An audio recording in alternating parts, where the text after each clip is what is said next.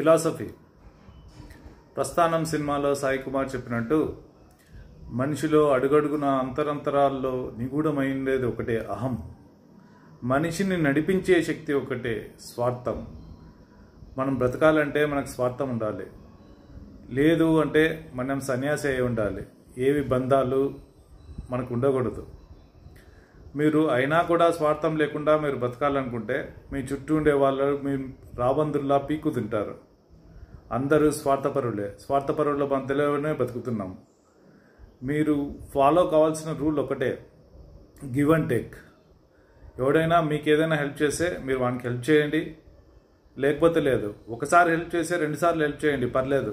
But help చేస్తూనే ఉండొద్దండి.